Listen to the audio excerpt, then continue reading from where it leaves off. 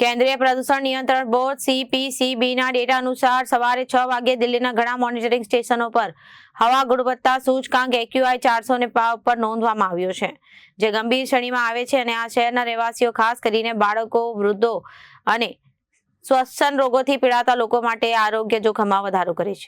CPCB અનુસાર 24 monitoring સ્ટેશનોમાંથી 19માં AQI 400 થી પાર ઉપર નોંધાયું છે.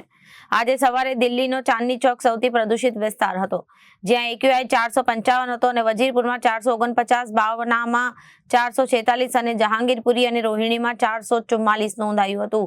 આનંદ વિહારમાં પણ હવાની ગુણવત્તા અત્યંત ચિંતાજનક રહી હતી, જ્યાં AQI 438 અને અશોક વિહાર અને મુંડકા જેવા વિસ્તારોમાં પણ પ્રદૂષણનું સ્તર 430 થી ઉપર રહ્યું છે.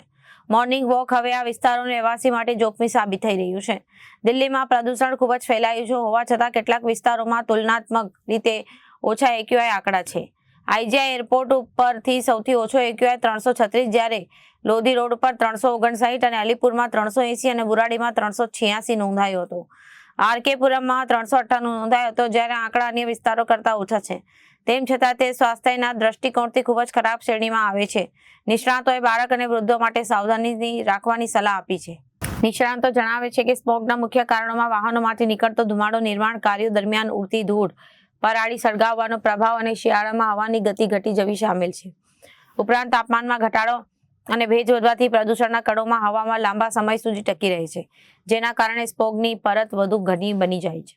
Bureau report, Janadesh.